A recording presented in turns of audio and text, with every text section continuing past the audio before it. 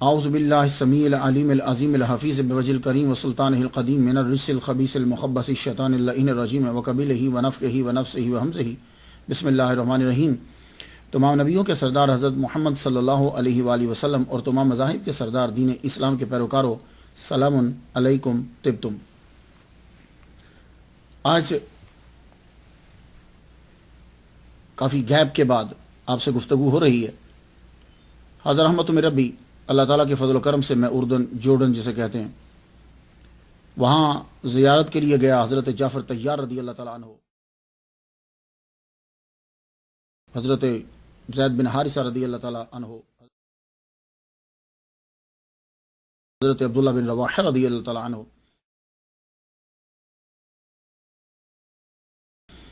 اور حضرت نوح علیہ السلام کی قبر انور پر وہاں فاتحہ پڑھا، جورڈن رکا۔ اس کے بعد پھر مکہ شریف، مدینہ شریف اور جدہ میں لیکچر تھا، اس لیے بیچ میں وقفہ جو ہے وہ اس لیکچر میں زیادہ ہو گیا۔ یہ سب صدقہ ہے اولیاء کرام کا ذکر کرنے کا کہ اللہ تعالیٰ نوازتا ہے۔ آپ لوگ بھی اولیاء کے ذکر کو شروع کیجئے، پڑھیے، سنائیے، دیکھیے پھر اللہ تعالیٰ آپ پر کس طرح کرم فرماتا ہے۔ آج کی گفتگو جو ہے وہ 76ویں مرحلے میں داخل ہوئی۔ مرشد اعلیٰ حضرت سید شاہ آل رسول حسینی مارا ہروی رحمۃ اللہ علیہ آج اس ہستی کو سرنامہ کلام بنایا ہے۔ اعلیٰ حضرت کا ذکر کیا تو آپ کے مرشد، ان کا جب پڑھا تو سوچا کہ لوگوں کو بتانا چاہیے کہ کتنی وہ عظیم ہستی ہے کہ جن کے خلیفہ مجدد ملت ہے۔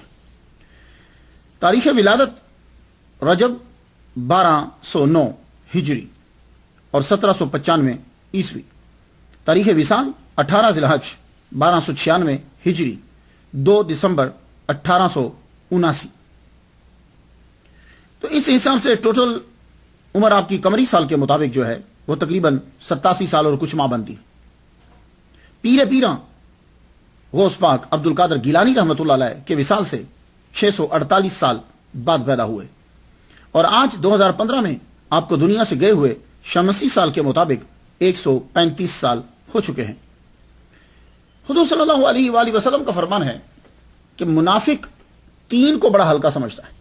بہت غور سے سنیے گا، جو منافق ہوگا وہ 3 کو بڑا ہلکا سمجھے گا۔ جو اسلام کے اندر بوڑھا ہے اس کی عزت نہیں کرے گا، ہلکا سمجھے گا، اور عالم دین کو، عالم بعمل کو ہلکا سمجھے گا، عزت نہیں کرے گا، اور حاکم عادل کی عزت نہیں کرے گا، ہلکا سمجھے گا۔ یہ منافق کی علامت ہے۔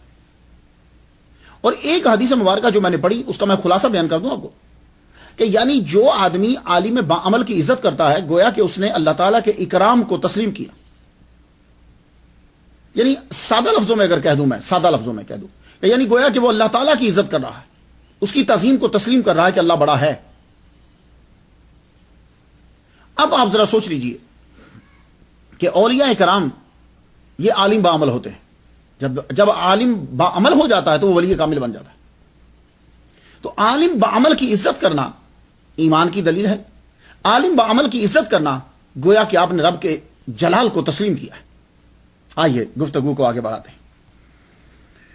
ہمارا طریقہ کار یہ ہے کہ جب ہم گفتگو کرتے ہیں تو سب سے پہلے ہم نام کے اوپر گفتگو کرتے ہیں۔ نام کے اندر بھی بہت ساری چیزیں لوگوں کو حاصل ہو جاتی ہیں، اور ہمارا یہ جو حصہ ہے جو اس کو لوگ بہت پسند فرماتے ہیں، کچھ میرے علم میں بھی اضافہ ہو جاتا ہے۔ آپ کا جب نام لیا جاتا ہے تو مرشد اعلیٰ حضرت، اس مرشد کا حضور صلی اللہ علیہ وآلہ وسلم سے کتنا تعلق ہوگا کہ جن کے خلیفہ وہ عالم دین ہیں جنہوں نے 1000 کتابیں جو ہیں وہ تحریر فرمائی، اور جنہیں 52 علوم پر دسترس، اور جن کو دنیا جو ہے وہ مجدد وقت کہتی۔ خود سوچو۔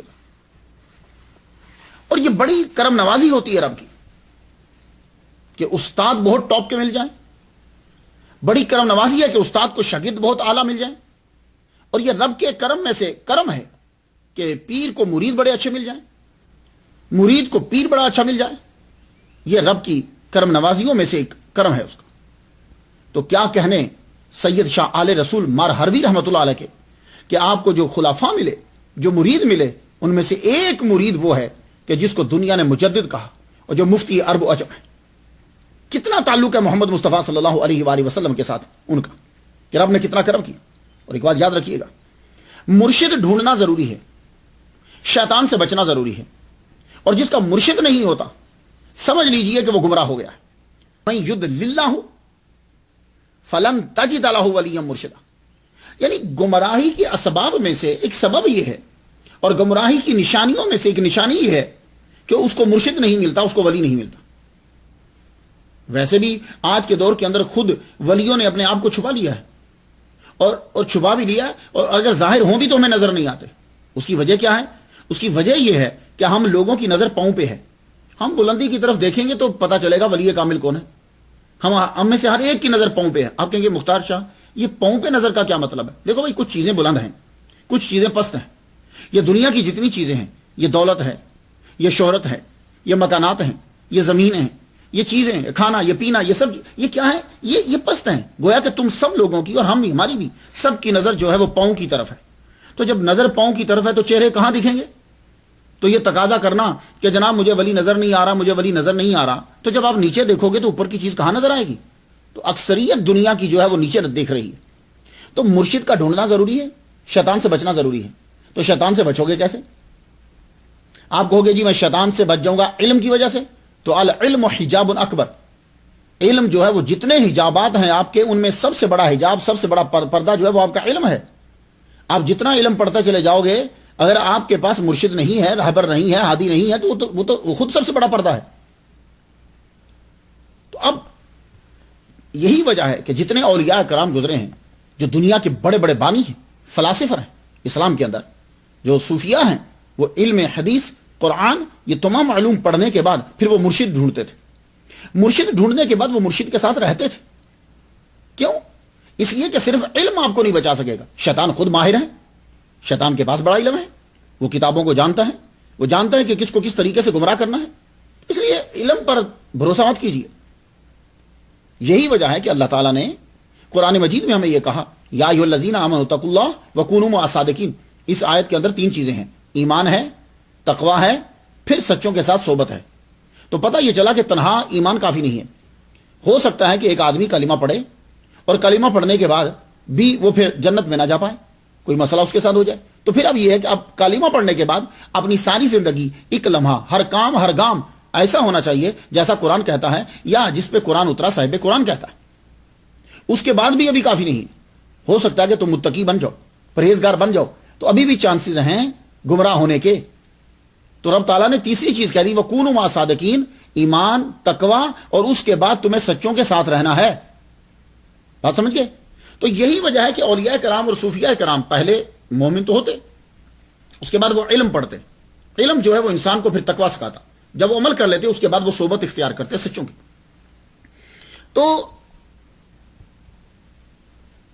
پہلا حکم ایمان کا ہو گیا، دوسرا کہ سوچ اور عمل، یہ ایمان سوچ اور عمل میں آ جائے، اور تیسرا کہ تم سچوں کے ساتھ رہو۔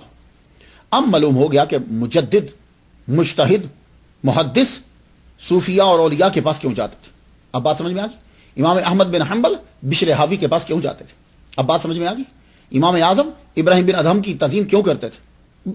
بات کچھ سمجھ میں آ رہی ہے نا آپ کو؟ تو یہ بڑا ضروری ہوتا ہے، اور یہ بھی گمراہی کا ایک جو ہے وہ رستہ ہے کہ کسی ولی کی ضرورت نہیں ہے، اور ولیوں کی تعظیم نہ کرنا، صوفیاء کی تعظیم نہ کرنا، یہ بھی گمراہی کا ایک۔ لیکن اللہ تعالیٰ مجھ پہ اور آپ پر رحمت نازل فرمائے کہ ہمیں ایک بہترین رستہ دے دیا کہ ہم اولیاء کی تعظیم کرتے ہیں اور ان کے ذکر کو آگے پھیلاتے ہیں۔ یہ اعلیٰ حضرت نے سید شاہ علیہ رسول رحمۃ اللہ علیہ کا جو چناؤ کیا ہے، یہ چناؤ الہامی ہے۔ یہ آپ کو خواب میں اشارہ ہوا، یہ اللہ کی طرف سے ہے۔ تو یہ بات یاد رکھیے گا، آپ جب عبادت میں مصروف ہو جاتے ہیں، عبادت میں مشغول ہو جاتے ہیں خالص اللہ کی رضا کے لیے، پھر اللہ تعالیٰ آپ کو راستے دکھاتا ہے، یہ کام کرو، اس کام کو اس طرح کرو، اس کام کو اس طرح کرو۔ اور اگر آپ وہ کام کرنے لگتے ہو تو کوئی ایسی رکاوٹ آ جاتی تم وہ کام کر ہی نہیں سکتے۔ تو اس لیے بعض جو مشکلیں ہوتی ہیں وہ آپ کی آسانی کے لیے ہوتی ہیں۔ تو یہ مرشد کا چناؤ جو ہے یہ الہامی ہے۔ اعلیٰ حضرت عظیم البرکت شاہ مرزا بریلوی رحمۃ اللہ علیہ، اب واقعہ سن لیجیے آپ۔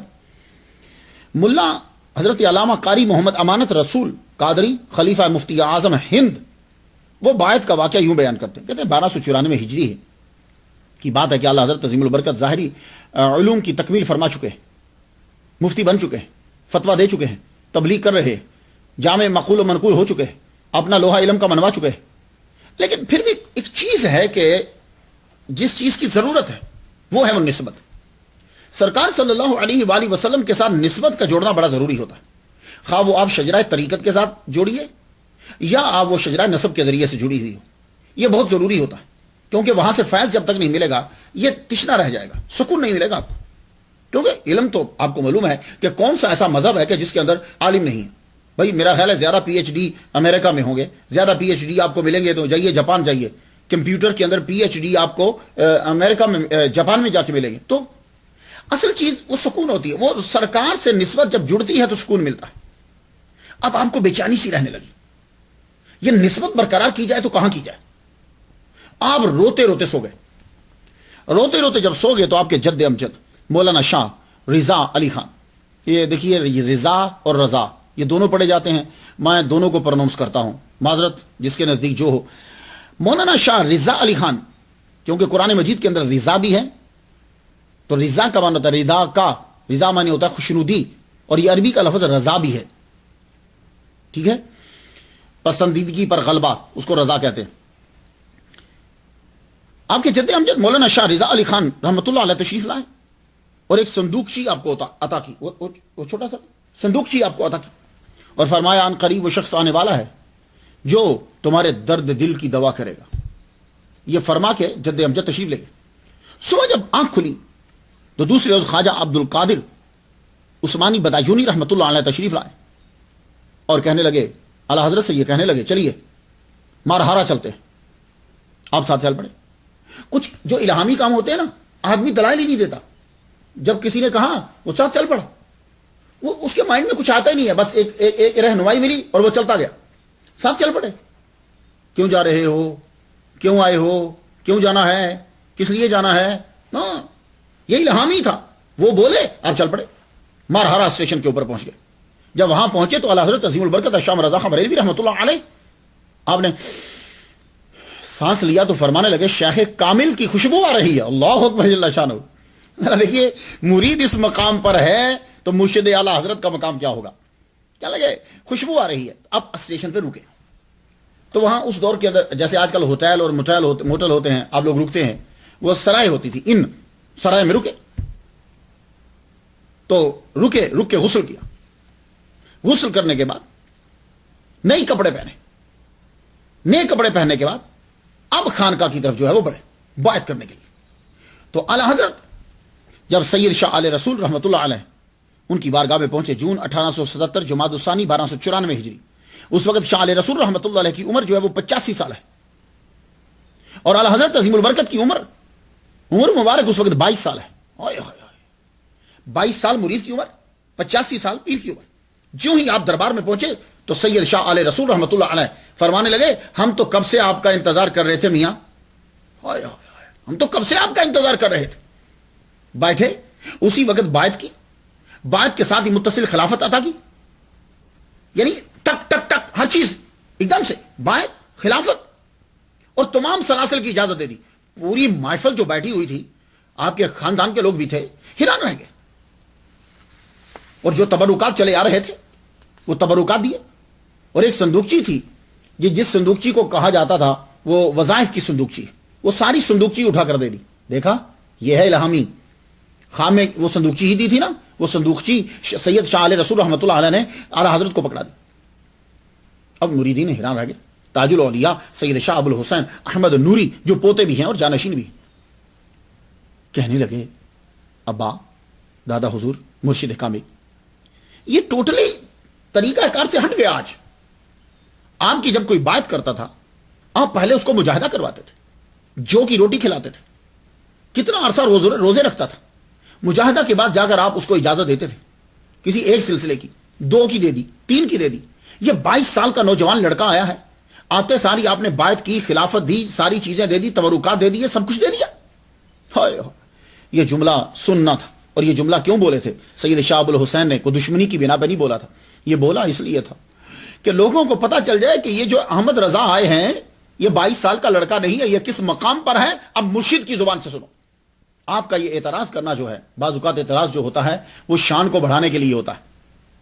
اعلی حضرت کے بارے میں اب روتے ہوئے سید شاہ علیہ رسول 85 سال آپ کی عمر، کس مقام پر ہوں گے یار، روتے ہوئے کہنے لگے تم کہتے ہو کہ میں نے انہیں تمام سلاسل کی اجازت دے دی، تم کہتے ہو کہ آتے ہی خلافت دے دی، سنو تم احمد رضا کے مقام کو کیا جانو۔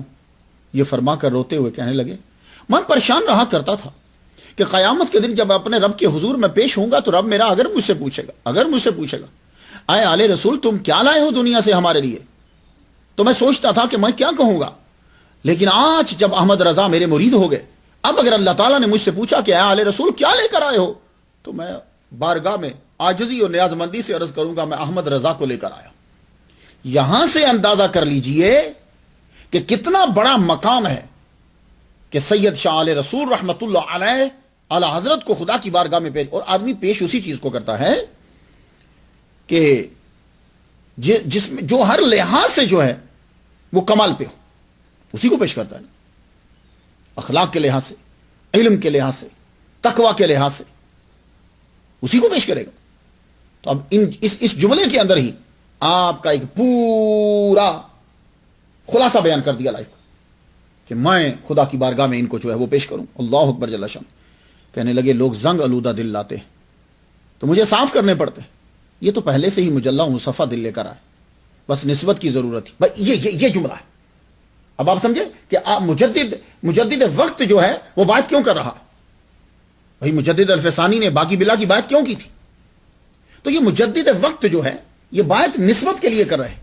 اب نسبت جو ہے وہ آپ کی جڑ گئی، نسبت جب جڑ گئی تو سید شاہ علیہ رسول رحمۃ اللہ علیہ فرمانے لگے اپنے خاندان فیملی والوں کو مخاطب کر کہنے لگے سنو میری جتنی کتابیں چھپ چکی ہیں یہ چھپنے والی ہیں وہ سب ان کو دکھائی جائیں، سب دکھائی جائیں، اور یہ جس کتاب کو کہیں کہ وہ آگے دوبارہ چھپے گی وہ چھپے، اور جس کتاب کو یہ کہہ دیں احمد رضا کہ نہیں چھپنی تو نہ چھپے، اور پھر جب یہ کتاب پڑھنے کے بعد کوئی جملہ کاٹے یا جملے کا اضافہ کر دیں تو جملے کا کاٹنا میرے اور مشائخ کی طرف سے اجازت ہے۔ ہائے ہائے۔ اصل میں ہوتا کیا ہے کہ ہم بہت عرصے کے بعد اگر کسی آدمی کا نام لیتے ہیں تو کچھ بندے تو ہمارے ذہن کے اندر ہوتے ہیں، کچھ بندوں کا مقام اسی کے دور کے اندر پتہ چلتا ہے۔ سید شاہ علیہ رسول رحمۃ اللہ علیہ کا مقام کسی کو معلوم ہوگا جو روحانیت کے اندر بیٹھ کر دیکھ رہا ہے، پھر اسے معلوم ہوگا کہ ان کے یہ جملے اعلی حضرت کے لیے کیا مقام رکھتے ہیں۔ اعلی حضرت عظیم البرکت شاہ رضا خان بریلوی رحمۃ اللہ علیہ نے بات فرمائی تربیت تو سب ہے نسبت کے لیے، اسی لیے شاہ علیہ رسول رحمت اللہ علیہ کے نام کے ساتھ مرشد اعلی حضرت لگتا ہے۔ کیا مرتبہ ہے روحانیت میں کہ جن کے خلفاء میں مجدد ملت شامل۔ اب بات کی بات ہے تو ایک مسئلہ بتاتا جاؤں۔ اعلی حضرت عظیم البرکت شاہ رضا خان بریلوی رحمۃ اللہ علیہ مجدد ملت فرماتے ہیں کہ جس کو تم پیر بنا رہے ہو اس کے اندر 4 چیزیں کم از کم ضروری ہیں، 4 چیزیں جسے تم پیر بنا رہے ہو، اپنا جسے اپنا مرشد بنا رہے۔ پہلی بات، سب سے پہلی بات، فرسٹ اینڈ فارموسٹ، وہ یہ ہے کہ وہ صحیح العقیدہ ہو۔ برے بد عقیدہ کے پاس روحانیت نہیں ہوتی، اس کا لنک ٹوٹ چکا ہوتا ہے، چاہے وہ کچھ بھی ہو، یہ بات یاد رکھیے۔ عالم ہو وہ، یعنی کوئی آدمی اس سے آ کر مسئلہ پوچھے تو وہ کتابوں میں سے ڈھونڈ کر آپ کو مسئلہ بتا سکے بنا کسی کی مدد کے، اور اس کا شجرہ طریقت جو ہے وہ حضور صلی اللہ علیہ وآلہ وسلم کے ساتھ بغیر انفصال کے، بغیر ٹوٹے سرکار کے ساتھ جڑتا ہو۔ شجرہ طریقت، اس کے پیر، اس کے پیر، اس کے پیر، اس کے پیر، اس کے پیر، اور جا کر حضرت محمد صلی اللہ علیہ وآلہ وسلم سے جا کے ملتا، اور وہ فاسق نہ ہو، یہ بات یاد رکھیے۔ اور اعلی حضرت عظیم البرکت شاہ رضا بریلوی رحمۃ اللہ علیہ کے نزدیک وہ شخص بھی فاسق ہے کہ جس کی داڑھی مٹھی سے نیچے ہوتی ہے۔ آپ کے نام کے ساتھ سید آتا ہے، آپ حسینی سید ہیں، آپ کا شجرہ نسب حضرت امام حسین رضی اللہ تعالیٰ عنہ سے جا کر ملتا ہے۔ آپ کا شجرہ کچھ یوں ہے، سید شاہ علیہ رسول، بیٹے ہیں سید شاہ علیہ برکات بن سید شاہ حمزہ بن آل محمد بن سید شاہ برکت اللہ بن سید شاہ ویس بن سید شاہ عبد الجلیل بن سید شاہ عبد الواحد بن شاہ ابراہیم بن شاہ قطب الدین بن سید شاہ ماہد بن سید شاہ بٹا بن سید کمال بن سید حضرت قاسم بن حضرت سید حسن بن سید نصیر بن سید حسین بن سید عمر بن سید محمد صغرا بن سید علی بن سید حسین بن سید ابو الفرح ثانی بن سید ابو فراس بن سید ابو الفرح واسطی بن سید داؤد بن سید حسین بن سید یحییٰ بن سید زید سویم بن سید عمر بن سید زید دویم بن سید علی عراقی بن سید حسین بن سید علی بن سید محمد بن سید عیسیٰ بن سید زید شہید بن زین العابدین بن امام حسین بن حضرت علی شیر خدا رضی اللہ تعالی عنہ. تو آپ کا یہ شجرہ جو ہے یہ چونکہ حضرت امام حسین رضی اللہ تعالیٰ عنہ سے جا کر ملتا ہے والد گرامی کی طرف سے، اس لیے آپ کے نام کے ساتھ سید آتا ہے. میں بہت سی تقریروں کے اندر ڈیٹیل بیان کر چکا. تو سید کے بعد آل رسول، شاہ جو آتا ہے سید شاہ، تو یہ شاہ کے بارے میں بھی میں بول چکا. آل رسول یہ آپ کا ذاتی نام ہے. آل رسول، یہ آل رسول مرکب ہے دو الفاظ کا، آل اور رسول. آئیے سب سے پہلے یہ جانتے ہیں کہ آل کا معنی کیا ہے. تو لفظ آل قرآن مجید کے اندر 26 مرتبہ آیا ہے. آل کا معنی کیا معنی آل کا؟ اکثر بولتے ہیں نا آل. تو کچھ کا خیال یہ ہے کہ یہ آل اور اہل یہ ایک ہی معنی رکھتے ہیں. کیوں؟ اور آل اور اہل ایک ہی ہیں اس لیے کہ آل کی تصغیر جو ہے وہ اوہیل آتی ہے. آل کی تصغیر اوہیل آتی ہے. تو تصغیر کے اندر اصل الفاظ آ جاتے ہیں. اگر آپ نے گرامر پڑھی ہو تو وہ کہتے ہیں کہ جب آل کی تصغیر اوہیل آئی تو پتہ یہ چلا کہ آل اصل میں اہل ہے. تو اب جو معنی آل کا وہ معنی اہل کا، لیکن استعمال جب کیا گیا تو استعمال کرنے میں فرق ہو گیا. آل جو ہوتا ہے وہ معرفہ کے ساتھ استعمال ہوتا ہے اور اعلیٰ کے ساتھ استعمال ہوتا ہے. تاج العروس جلد 7ویں صفحہ 216. تو تاج العروس کے نزدیک آل اور اہل ایک ہی معنی رکھتے ہیں. اور لفظ اہل قرآن مجید میں مضاف اور غیر مضاف، یعنی اہل البیت اہلہ، یہ اس کو میں کہتا ہوں مضاف اور غیر مضاف. 127 مرتبہ لفظ اہل قرآن مجید کے اندر آیا. تو کہتے ہیں کہ اہل اسے کہتے ہیں جو نسب، پیشہ، دین، مکان میں مشترک ہو. تو اہل ان کے لیے استعمال ہوگا، پیشے کے لیے، نسب کے لیے، مکان کے لیے، دین کے لیے. لیکن آل جو استعمال ہوگا وہ آل معرفہ کسی نام کے ساتھ استعمال ہوگا، اور وہ بندہ جو ہے وہ بہت اعلیٰ ہونا چاہیے. یہ دو چیزیں اس میں کہی گئی. جیسے آل فرعون، اب دیکھیے فرعون معرفہ اور اعلیٰ یعنی بادشاہ ہے، لیکن اہل جو ہے یہ نکرہ، زبان، مکان وغیرہ ان سب کے ساتھ، اہل البیت، اہل قریہ سب کے ساتھ استعمال ہو جائے. تو بعض نے کہا کہ آل کا معنی شخص ہوتا ہے اور اس کی تصغیر اویل آتی ہے، لیکن یہ زیادہ مشہور وہی ہے. تو کہتے ہیں آل اس کے لیے استعمال ہوگا جس کا گہرا قریبی تعلق ہو. علامہ زبیدی حنفی لکھتے ہیں کہ کسی شخص کی بیوی، بچوں کو اس شخص کی آل کہا جاتا ہے. تو آل قرآن مجید کے اندر دو معنی میں استعمال ہوا ہے ظاہری طور پر. ایک رفقا کے لیے جو تابع فرمان ہیں، جو حکم کو مانتے ہیں وہ لوگ، اور دوسرا خاندان کے لیے، کنشپ کے لیے، دونوں کے لیے. اب آئیے ذرا دیکھتے ہیں. آل ابراہیم قرآن میں استعمال ہوا، آل عمران آیت نمبر 33. آل لوط، آل یعقوب سورہ مریم آیت نمبر 6. آل داؤد سورہ سبا آیت نمبر 13. آل موسیٰ بقرہ 248. آل ہارون بقرہ 248 آیت نمبر. آل عمران سورہ آل عمران آیت نمبر 33. آل فرعون سورہ بقرہ 49. اب یہ قرآن مجید میں استعمال ہوئے ہیں. آل فرعون ایک اور باقی جتنے آل ہیں، باقی سب آل اولاد کے لیے، اور آل فرعون یہ جو پیروی کر رہے ہیں. تو آل رسول اور آل نبی کا مطلب ہوا کہ وہ، جسے علامہ راغب نے بیان کیا کہ حضور صلی اللہ علیہ وسلم کے رشتہ دار آل رسول اور آل نبی. لفظ آل کو حضور صلی اللہ علیہ وآلہ وسلم نے کہاں استعمال کیا؟ یہ ایک بہت بڑی گفتگو ہے جسے میں اسی رنگ کے اندر بیان کر کے جا رہا ہوں تاکہ آپ کو کبھی ضرورت پڑے تو آپ کے پاس یہ ہو. میں اس لیے تھوڑا سا اس پہ گفتگو کر رہا ہوں. یہ آل جو ہے حضور صلی اللہ علیہ وآلہ وسلم نے لفظ آل کو کہاں استعمال کیا؟ یہ تو آپ جانتے ہیں کہ آل اور اہل کا معنی ایک ہی ہوتا ہے. حضرت سلیمان فارسی رضی اللہ تعالیٰ عنہ کے لیے کہا سلیمانو من اہل بیتی، آل کا لفظ استعمال ہو گیا. آل اور اہل ایک ہی ہوتا ہے. حضور صلی اللہ علیہ وسلم سے پوچھا گیا کہ آپ کی آل کون ہے؟ تو آپ نے فرمایا آل علی، آل جعفر، آل عقیل اور آل عباس. حضرت انس رضی اللہ تعالیٰ عنہ سے پوچھا گیا آل کے بارے میں، تو آپ نے کہا کہ محمد مصطفیٰ صلی اللہ علیہ وآلہ وسلم سے پوچھا تھا تو آپ نے فرمایا تھا کل تقی و نقی فہو اہلی، ہر متقی و پرہیزگار انسان میری اہل ہے، میری آل ہے۔ تو ان احادیث کو پڑھنے کے بعد یہ پتا چلا کہ آل کا لفظ جو ہے وہ 3 معنوں میں استعمال ہو رہا ہے۔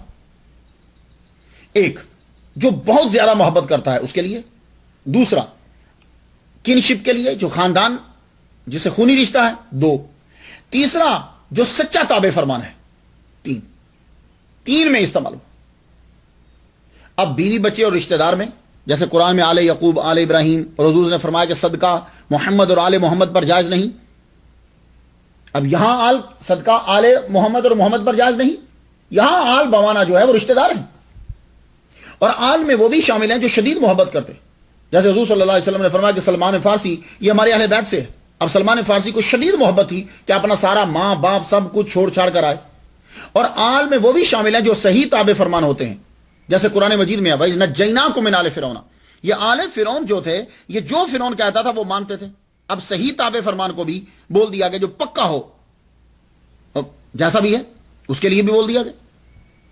اور حضور صلی اللہ علیہ وآلہ وسلم نے بھی یہاں کل تقی و نقی فہو اہلی کے اندر جو استعمال کیا وہ بھی اسی معنی میں استعمال کیا، کیونکہ جو متقی اور پرہیزگار ہوتا ہے وہ ہر وقت، ہر لمحہ، ہر کام کے اندر وہ محمد مصطفیٰ صلی اللہ علیہ وسلم کی اطاعت کرتا ہے۔ وہ اپنی جان نہیں دیکھتا، اپنی خواہشات کو نہیں دیکھتا، ان چیزوں کو نہیں دیکھتا، سکون کو نہیں دیکھتا، وہ تابع ہوتا ہے نبی کے۔ حضرت سفیان ثوری رحمۃ اللہ علیہ سے پوچھا گیا کہ آل محمد کون ہیں، تو آپ نے فرمایا تھا جو آپ کی اطاعت کرے اور آپ کی سنن کا عامل ہو۔ اب بات آپ کی سمجھ میں آ گئی؟ تو آل جو ہے 3 طرح کی ہے۔ حضور صلی اللہ علیہ وسلم کی اولاد، ازواج، خاندان والے، یہ آل ہے۔ مسلم شریف میں حدیث ہے کہ حضور صلی اللہ علیہ وسلم سے پوچھا گیا سلام کیسے پڑھیں آپ پر، تو آپ نے فرمایا تم کہو اے اللہ محمد پہ صلاۃ نازل فرما، آپ کی ازواج پہ اور ذریت پہ، جیسا تو نے آل ابراہیم پر صلاۃ نازل فرمائی۔ تو اس آل پہ درود ہے، یہ جو آل ہے، ایک معنی پہلا، اس آل کے اوپر درود پڑھا جاتا ہے نماز میں، اور صدقہ حرام ہوتا ہے، صدقہ جائز نہیں ان کے لیے کسی صورت میں۔ اور دوسرا جو آپ سے شدید محبت کرے، جیسے سلمان فارسی ہیں، ان پہ نماز میں درود نہیں ہوتا اور صدقہ جو ہے وہ ناجائز نہیں ان کے لیے۔ تیسری وہ آل ہے جو آپ کے پیروکار ہیں، ان میں تمام امتی جو ہیں وہ شامل ہیں، اور ان میں نماز میں درود نہیں ہوتا، اور نہ ہی یہ جب غریب ہوں تو صدقہ جو ہے ان کے لیے ناجائز ہوتا ہے۔ کچھ فرق واضح ہو گیا؟ تو سید شاہ آل رسول رحمۃ اللہ علیہ تینوں معنی میں آل رسول ہیں۔ وہ کیسے؟ آپ حضور کے خاندان سے ہیں، ایک، دوسرا آپ حضور سے شدید محبت کرتے ہیں، اس طرح بھی آل میں داخل ہوئے، تیسرا آپ حضور صلی اللہ علیہ وسلم کے سچے تابع فرمان ہیں، اس طرح بھی آپ آل میں داخل ہوئے۔ تو بھائی کچھ بات واضح ہو گئی۔ تو میں نے ایک جس میں بڑا جھگڑا ہو رہا تھا اس جھگڑے کو بڑے سادہ انداز میں آپ کی نظر میں کر دیا کہ آل 3 معنی میں استعمال ہوتا ہے، اور اصل میں جو آل بولا جاتا ہے وہ ہے کہ جس پر نماز کے اندر درود پڑھا جاتا ہے اور صدقہ اس کے اوپر جائز نہیں ہوتا۔ باقی جو 2 ہیں وہ اگر امیر ہیں تو صدقہ جائز نہیں ہے، اور غریب ہیں تو صدقہ ہو جائے گا۔ اب بات کچھ واضح ہو گئی، آگے چلیے۔ یہ آل رسول ہیں، آل کا معنی تو سمجھ گیا، آل رسول ہے، کس رسول کی آل ہے؟ کیونکہ آگے تو کچھ لکھا ہی نہیں ہوا۔ تو یہ بات یاد رکھیے گا، قرآن مجید کے اندر بھی اسلوب یہی ہے، اور ہماری لائف کے اندر بھی ہے۔ جب صرف رسول بول دیا جائے، رسول ویسے تو 313 ہیں، لیکن جب صرف رسول بول دیا جائے تو وہ صرف رسول جو بولا گیا، آگے پیچھے کچھ نہیں ہے، تو وہ محمد مصطفیٰ صلی اللہ علیہ وسلم کی ذات ہوتی۔ تو اس لیے اعتراض کرنے والا قرآن کی تعلیم سے ناواقف ہے۔ قرآن نے کہا ثم جاءکم رسول، پھر تمہارے پاس رسول آ جائے، تو بھائی یہ لکھا تو ہوا ہی نہیں نام، رسول تو 313 ہے، کون سا رسول آ جائے؟ تو جب اللہ نے کہا ثم جاءکم رسول، تو وہاں سے واضح طور پر مراد ہے محمد مصطفیٰ صلی اللہ علیہ وسلم کی ذات۔ اس لیے جب یا رسول اللہ کہا جاتا ہے تو لوگ کہتے ہیں کہ 313 میں سے کس کو بلایا یا کسے کہا کہ توجہ کریں، تو وہ نہیں، جب آپ رسول بولیں گے تو اسے مراد محمد مصطفیٰ صلی اللہ علیہ وسلم کی ذات ہے۔ اب رسول کہتے کسے؟ 2 لفظ ہیں کہ ایک نبی ہے ایک رسول ہے۔ نبی کسے کہتے ہیں؟ اب نبیوں کی تعداد میں اختلاف ہے، 1,24,000 کم و بیش، 2 لاکھ، 6 لاکھ، اللہ بہتر جانتا ہے۔ تو نبی اسے کہتے ہیں کہ جو شریعت کو آگے پھیلاتا ہے۔ میری بات سمجھیں، نبی، ہر نبی جو ہوتا ہے وہ رسول نہیں ہوتا، لیکن ہر رسول جو ہے وہ نبی ہوتا ہے۔ اب رسول کون ہے؟ رسول وہ ہوتا ہے، میں جو تشریح کر رہا ہوں غور سے سنیے گا، رسول وہ ہوتا ہے کہ جو نئی شریعت لے کر آئے یا نئی کتاب اور شریعت لے کر آئے. ظاہر ہے جب کتاب آئے گی شریعت تو آئے گی. تو جو شریعت لے کر آئے یا نئی کتاب اور شریعت لے کر آئے, تو میں نے یا کیوں بیچ میں لگا؟ وجہ یہ ہے کہ کتابیں تو صرف 4 ہیں اور پیمفلٹ جو ہیں وہ 137 ہیں, تو رسول 313 ہیں. تو پھر رسول کی ڈیفینیشن کتاب تو نہیں ہوگی نا, کیونکہ کتابیں کم ہیں, رسول زیادہ ہیں. تو رسول کی ڈیفینیشن میں شریعت اللہ انہیں فرما دے کہ یہ کا وہ شریعت کو چینج کرتا ہے, یا وہ کتاب اور شریعت نہیں لے کر آتا. تو آل رسول سے مراد محمد مصطفیٰ صلی اللہ علیہ وآلہ وسلم کی آل ہے. یہ لفظ رسول قرآن مجید میں اضافت اور بنا اضافت کے 234 مرتبہ آیا ہے. بات کو سمجھ میں آ گئی؟ تو آل رسول آل نبی جن کا حضور صلی اللہ علیہ وآلہ وسلم سے خونی رشتہ ہے. اب آپ کے نام کے ساتھ آتا ہے مار ہروی. مار ہروی وہ شخص کے جو مارہرا کا رہنے والا ہے. یہ مارہرا جو ہے ملک ہندوستان کی ریاست اتر پردیش کے ضلع ایٹا کا ایک شہر ہے, قصبہ ہے. دہلی سے 200 کلومیٹر کے فاصلے پر ہے. یہ گنگا اور جمنا کے درمیان دوآبا ہری بھری فصل, ذرا جو پانی کے کنارے پہ پانی کے قریب ہوتی ہیں وہ زمینیں میں جو ہے وہ آبیاری آسان ہو جاتی, پانی ہوتا ہے, درخت ہوتے ہیں, بڑا سبزہ بڑا اگتا ہے جب پانی قریب ہوتا ہے. تو یہ دوآبا ہری بھری فصلیں, درختوں کی کتاریں, باغات, آم کے باغ, بیروں کے درخت, بڑا آباد تھا. یاد الہی کے لیے یہ جگہ بڑی موزوں تھی اگر خواہشات کے اوپر قبضہ ہے. اور یہ علاقہ سروپ گنج کہلاتا تھا. ایسے علاؤدین خلجی نے اڑا دیا اسے. سروپ گنج کو کیوں اڑایا؟ اس لیے کہ وہ رہزنوں کا وہاں قبضہ ہو گیا تھا. اب رہزنوں کو ختم کرنے کے لیے وہاں فوج اتار دی گئی. رہزنوں کو مارا گیا. جب مارا گیا تو یہ سب اجڑ گیا. جب سارا شہر اجڑ گیا تو ویرانے میں یہ علاقہ تبدیل ہو گیا. تو 699 ہجری میں خلجی کے ضلع دار راجہ منی رام, منی جو ہے نا, منی کا لفظ منی نہیں, منی, یہ منی کا معنی عابد و زاہد ہوتا ہے. تو ہندی کے اندر منی بولتے ہیں نا, جو بڑی تپسیا کرتا ہے. بڑا تو راجہ منی رام جو ہے نے سروپ گنج سے ہٹ کے ایک نئی آبادی بنائی. اور یہ آبادی چونکہ تباہی اور بربادی کے بعد بنائی گئی تھی, اس لیے اس کا نام ہو گیا مار ہرا. اب بات کو سمجھ میں آ گئی؟ تو مار ہروی رحمت اللہ علیہ, مار ہروی چونکہ آپ کا شہر, اس لیے. اب آ جائیے گفتگو کو آگے بڑھاتے ہیں. یہ تو تھا نام کا کچھ حصہ. آدمی کو جاننے کے لیے کم از کم تو یہ جاننا ہوتا نا کہ اس کا باپ کون ہے, کم از کم. کیونکہ باپ کے جو جینیٹک, باپ سے اثر آتا ہے بیٹے کے اندر, یہ بات یاد رکھیے. تو کم از کم باپ کو تو دیکھ لیں. تو آپ کی آباء و اجداد, اللہ اکبر جل شانہ, وہ عادات و اطوار, وہ چیزیں, وہ سب بات. یہ اکثر لوگ جو ہے کہ کچھ ذاتوں کو گھٹیا قرار دیتے ہیں, اس کی وجہ ان کے پیشے نہیں ہوتے. غور سے سنیے گا, یہ جو ذاتیں گھٹیا قرار دے دی گئی ان کے پیشے ہی نہیں ہیں. کچھ تو خیر پیشہ ہے, اتنا ہی برا ہے وہ تو, حالانکہ وہ پیشے بڑی ذاتوں والوں کے اندر بھی ہیں. وہ پیشے, اب اگر کوئی جوتا سیتا ہے تو یہ جوتوں کا کام سید بھی کر رہے ہیں. میری بات سنیں, کپڑوں کا کاروبار بڑی بڑی اعلیٰ خاندان کے لوگ کر رہے ہیں.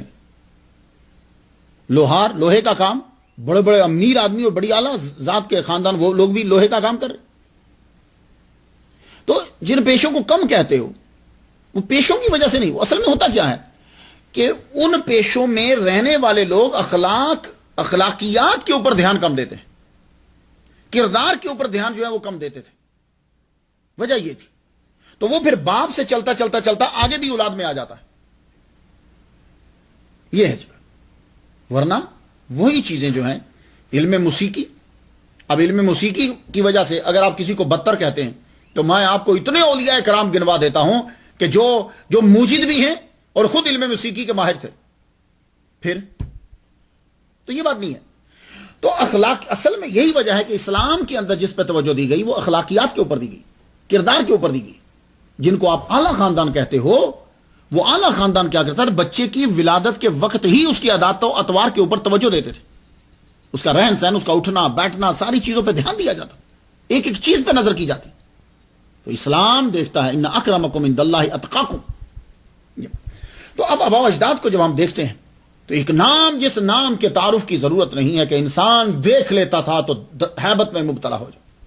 حضرت زین العابدین, جنہوں نے کربلا کا واقعہ اپنی نظروں کے سامنے دیکھا اور جنہوں نے عمر اپنی روتے ہوئے گزار ڈالی.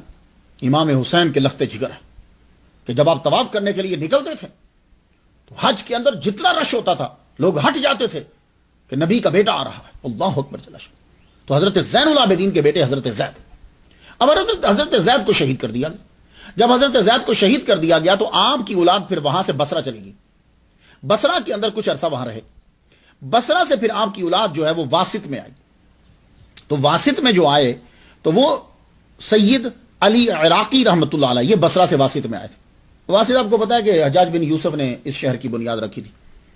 حجاج بن یوسف نے بہت سارے کام ایسے ہیں، برے کام بھی ہیں، اس کے بڑے صحابہ اس نے مارے شہید کیے ہیں، کچھ کام اس کے اچھے بھی ہیں. حجاج بن یوسف نے 702 میں اس کی بنیاد رکھی. اب یہ واسط شہر کے اندر سید شاہ علیہ رسول رحمۃ اللہ علیہ کا خاندان رہ رہا ہے.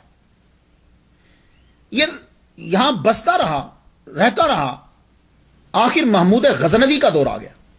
محمود غزنوی کی حکومت جو ہے وہ آپ کو معلوم ہے کہاں تھی.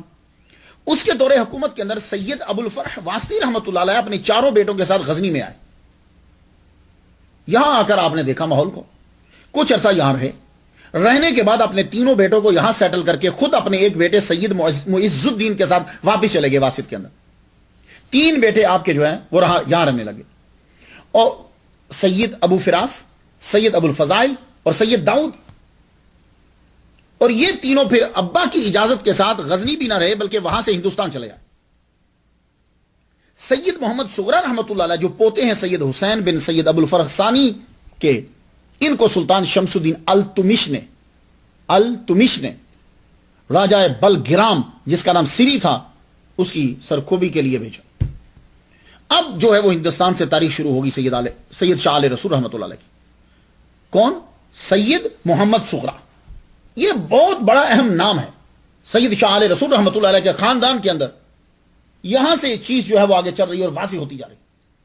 تو سید محمد صغرا رحمۃ اللہ علیہ ہاشمی خون، مولا علی کا خون. اب آپ جہاد کرنے کے لیے بڑھے. کیوں؟ وہ راجہ ظلم کرتا. تو یہ جو سری تھا، یہ راجہ بلگرام، یہ ظلم کرتا تھا. اب کہا کہ اس کے ظلم کو ختم کیا جائے. تو یہ سید کا خون، یہ سید آگے بڑھا. اب بلگرام میں آپ پہنچے. اب بلگرام کی جو ہے وجہ تسمیہ جو میری تحقیق ہے وہ میں بیان کروں گا. ایک بات میں عرض کرنا چاہوں گا آپ سب لوگوں کے ساتھ. دیکھیے جب میں تحقیق کرتا ہوں تو سب سے بہتر اس ہستی کے اوپر وہ بول سکتا ہے جو ان کی نسل سے ہے. یہ بات یاد رکھ لیجیے. اور اس کے بعد وہ بہتر بول سکتا ہے کہ جو ان کا مرید اور خلیفہ ہے. ہم لوگ اتنا دور بیٹھے ہوتے ہیں، ہمیں وہی بولنا ہے جو ہماری تحقیق میں آیا. اور اب یہ تحقیق وہیں سے کریں گے جو ہمارے پاس کتابیں ہوں گی. ٹھیک ہے؟ تو اس لیے پروننسیشنز کے اندر اور تحقیق میں ہو سکتا ہے، کیونکہ سب سے بہتر تحقیق وہی کرے گا جو ان کی اولاد کا ہے. اب یہ بلگرام کا لفظ جو ہے، جب میں اس کو تحقیق کرنے لگا تو یہ بلگرام جو ہے یہ 2 لفظوں کا مجموعہ ہے. ایک بل، ایک گرام، گاف کے نیچے زیر ہے. اب یہ بل کیا ہے؟ تو میں نے لفظ بل کی ہسٹری نکالی. اور یہ بات یاد رکھیے گا، ہر لفظ کی ایک ہسٹری ہوتی ہے. یہ کب لاگو ہوا اور اس کے معنی اس وقت کیا تھے اور اب کیا ہے. یہ بل جو ہے میساپوٹیمیا، یہ ایک مذہب کا نام ہے. یہ میساپوٹیمیا جو ہے اس کے اندر بہت سے دیوتا کا نام بیل تھا. اور اصل میں یہ بیل جو ہے یہ بال تھا، BAAL. اور اس کا معنی جو ہے ان کی زبان کے اندر ہوتا تھا لارڈ، ماسٹر. تو بہت سے یہ مذہب جو ہے یہ 5000 سال قبل مسیح کا ہے. اور یہ مذہب آج کے دور میں اگر آپ ڈھونڈنا چاہیں تو کہاں تھا؟ عراق، کویت اور ترکی، ان جگہوں کے اندر یہ مذہب تھا. تو بیل اصل میں بال تھا. یہ بڑا پاورفل دیوتا تھا. اور ان کا عقیدہ تھا کہ زمین کے اندر جو فصلیں اگائی جاتی ہیں یہ اسی دیوتا کی وجہ سے ہوتی ہیں جس کا نام باؤ ہے. اور یہ لفظ آپ کے اندر آپ کو عیسائیوں کی کتابوں میں ملے گا، یہودیوں کی کتابوں کے اندر بھی ملے گا. بعد میں کیا ہوا کہ یہ باؤ جو ہے یہ دوزخ کے طاقتور دیوتا کا کنگ کا نام ہو گیا. اور اس کی جو شکل بنائی گئی اگر آپ جا کر دیکھیں گے باؤ کی، اس کی جو دخت ہے بیل یا باؤ، اس کی جو شکل ہے وہ انسان کا سر، ساتھ میں بلی کا سر، اس کے ساتھ ایک مینڈک جو ہے اس کا سر. اور جب اس کے آپ پاؤں دیکھیں گے تو پاؤں جو ہیں وہ سپائڈر کی طرح. اور یہ آواز جب نکالتا ہے تو آواز اس کی گھوڑے کی طرح ہوتی ہے، یا جیسے آدمی ہو کر کے ایسے کر کے بولتا ہے نا، وہ آواز اس سے نکلتی. تو بلگرام جو ہے بل، اب بل اگر پرانا لفظ نہ لیا جائے بلکہ ہندوستان کی جو زبان ہے संस्कृत के अंदर इसको ढूंढा जाए तो फिर बल का माना होता है ताकत, गरूर, घुमंड। और अगर इसको हिंदी में देखा जाए तो इसको बिल भी कुछ लोग पढ़ते हैं, तो बिल का माना होगा सुराख। वैसे बल अरबी में भी आता है, इसका माना ये हरफ अतफ होता है। अब आ जाइए गिराम। गिराम का माना क्या है? तो गिराम जो है ये संस्कृत में इसका माना होगा गांव करिया, गिराम का माना। तो अब दोनों को बल गिराम को मिला के देखें तो क्या माना बनेगा? अगर बल का माना वही है जो मेसोपोटामिया के अंदर था, देवता, तो फिर यह होगा कि बल गिराम ऐसा गांव ऐसा कहिया जो बल देवता का है। और यह माना भी बिल्कुल ठीक लगता है, इसलिए कि मैंने एक हिस्ट्री के अंदर यह पढ़ा है कि इस जगह के अंदर एक बुत था इसी नाम का जिसको एक वली कामिल ने मार डाला था, यानी वो जालिम था, राक्षस था, उसे मार डाला, तो फिर भी सही हो गया बल गिराम। और अगर इससे बल से मुराद ताकत और घुमंड लिया जाए तो बल गिराम वो गांव के जिसके अंदर एक जालिम की ताकत थी और उसका गुरूर और घुमंड सैयद शाह आले रसूल रहमतुल्लाह के खानदान ने तोड़ दिया, तो तब भी बल गिराम सही है। और अगर इससे मुराद बिल गिराम पढ़ा जाए तो बिल का माना हिंदी में सुराख होता है। तो बल गिराम के अंदर मुसलमानों की तादाद जो है वो 48% है। सैयद मोहम्मद सुगरा आपके खानदान में जो बल गिराम के फाते हैं, तो सैयद मोहम्मद सुगरा हैं आपके खानदान में जो बलगिराम के फाते हैं, इनको वो तमाम इलाका जगीर में दे दिया गया, आप वहां के हाकिम हुए। तो सैयद मीर अब्दुल वाहिद बलगिरामी रहमतुल्लाह अलैह तक ये खानदान वहीं रहा। कुछ बात समझ में आ गई? तो पता ये चला कि सैयद शाह आले रसूल चंदों पर अमीर होने वाले नहीं है। आपका खानदान जो है उन्होंने मुल्क इसको फतह किया और ये जगीरें जो हैं वो आपके नाम थी। तो सैयद शाह आले रसूल के खानदान के अंदर फिर सैयद मीर अब्दुल वाहिद रहमतुल्लाह अलैह, ये एक बड़ा अजीम नाम आता है। तो ये सैयद मीर अब्दुल वाहिद रहमतुल्लाह अलैह के बाद सैयद अब्दुल जलील रहमतुल्लाह अलैह, ये एक बड़ा अजीम नाम है। तो साहबजादा सैयद अब्दुल जलील रहमतुल्लाह अलैह इस खानदान के पहले फर्द हैं जो 1017 हिजरी में मारहरा तशरीफ लाए। अब आ गया ये खानदान कहां कहां चला। तो मारहरा के अंदर जो तशरीफ लाए हैं वो सैयद अब्दुल जलील रहमतुल्लाह अलैह, आप अपने वालिद के ही मुरीद थे, अपने वालिद ग्रामी के मुरीद और खलीफा भी थे, उन्हीं से फैज लिया। 12 साल तक आप जंगलों में रियाजत करते रहे, मुजाहिदा करते रहे, कहां कहां रहे, कहां कहां गए, क्या क्या कुछ हासिल किया। कुछ ऐसे मुरीद होते हैं, ऐसे लोग होते हैं कि जिनकी तरबियत रिजालुल गैब आकर करते हैं, खदीर अलैहिस्सलाम आकर करते हैं। 12 साल के बाद आप पलटे, जब आप मारहारा के लोगों को यह पता चला कि सैयद अब्दुल जलील रहमतुल्लाह अलैह तशरीफ ले आए हैं, आप खुद गए। सब बड़े बड़े लोग मारहारा के गए और जाकर हजरत को लेकर आए, बड़े इज्जत और एहतराम के साथ आपको गांव में वापस लाए। वहां आपके कयाम के लिए एक खान का जो है वो तमीर की गई। 41 साल तक सैयद अब्दुल जलील रहमतुल्लाह अलैह आप अपनी रूहानियत से लोगों को ईमान देते रहे, जिनको मिल गया उनका मजबूत करते रहे और जिनमें अभी कमजोरी है उनको ताकत देते रहे, बढ़ाते रहे। आपने 2 निकाह फरमाए, एक बलगिराम में और उनके बतन से अल्लाह ताला ने आपको 4 साहबजादे अता फरमाए। तो सैयद शाह उवैस रहमतुल्लाह अलैह ये सैयद अब्दुल जलील रहमतुल्लाह के बाद सज्जादा नशीन हुए। आपने ज़ाहरी और बातिनी उलूम अपने वालिद ग्रामी से हासिल किए। सैयद अलाउद्दीन बलगिरामी रहमतुल्लाह की दुख्तर से शादी की और अल्लाह ने 3 साहबजादे आपको अता फरमाए। बड़े साहबजादे का नाम सैयद शाह बरकतुल्लाह। तो सैयद शाह बरकतुल्लाह रहमतुल्लाह अलैह बड़े साहबजादे हैं सैयद शाह उवैस रहमतुल्लाह अलैह के। आपने बहुत से औलिया से फैज लिया, फैज पाया और आखिरकार आप वापस मारहरा में तशरीफ ले आए। फारसी के बुलंद पाया के शायर थे।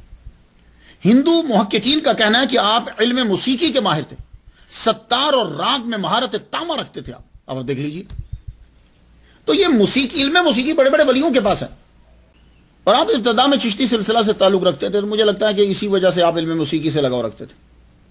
फिर उसके बाद काल पी गए, आपकी मुलाकात सैयद शाह फजलुल्लाह रहमतुल्लाह से हुई, उन्होंने आपको कादरी सिलसिला में दाखिल कर दिया। अब आपने वो इल्म मौसीकी और वो सारी चीजें, वो आलात सब छोड़ दी और यहीं से फिर आगे आपके खानदान के अंदर कादरी सिलसिला जो है वो शुरू हो गया।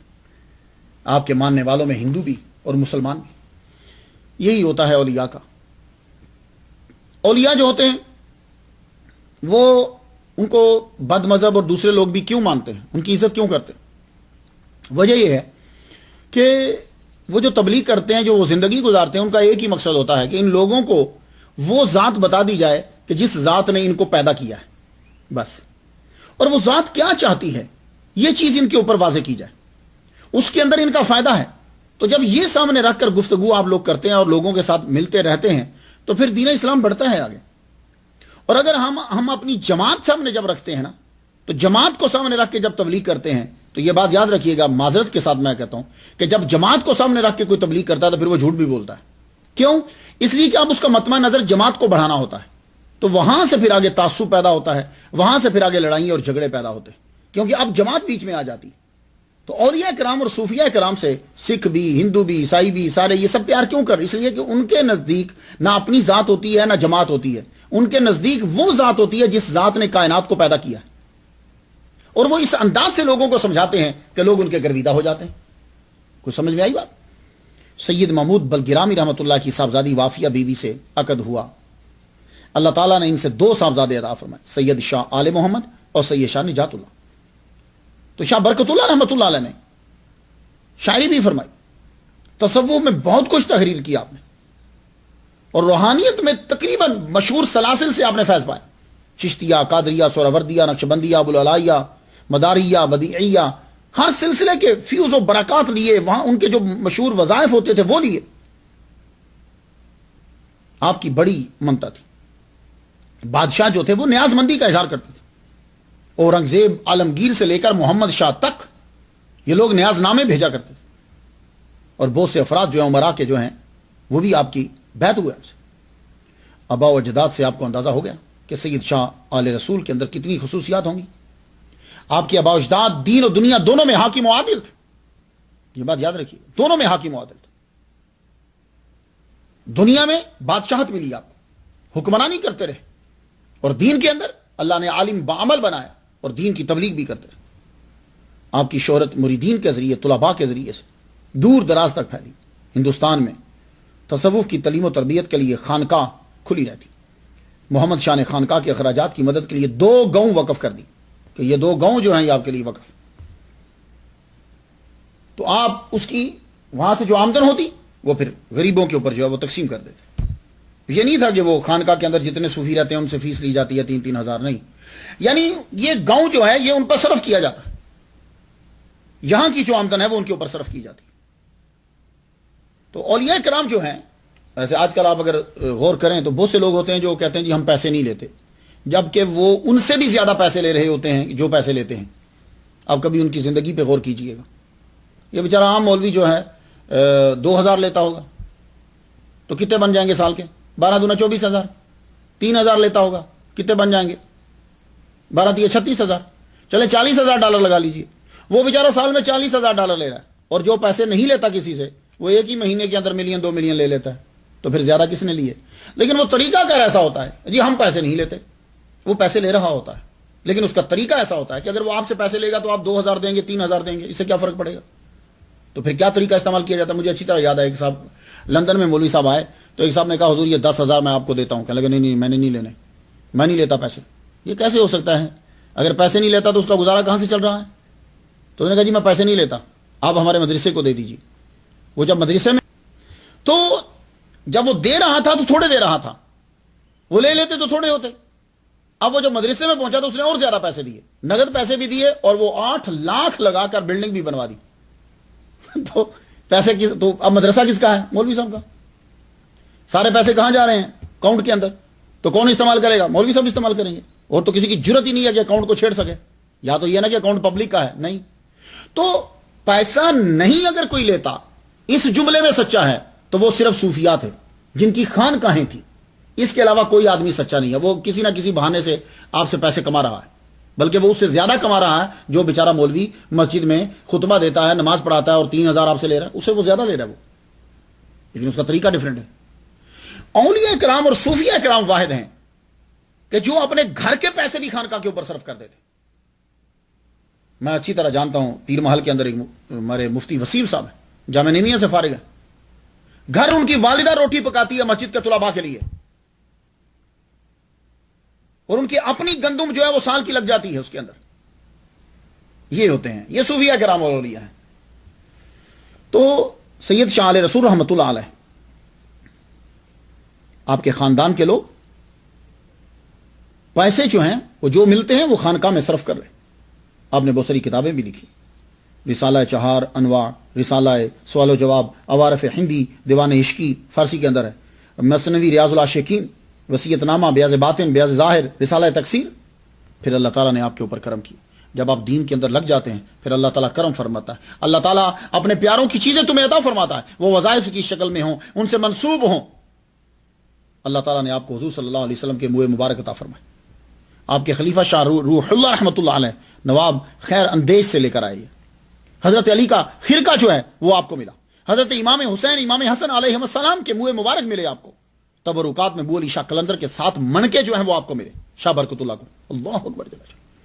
وہ کس طرح؟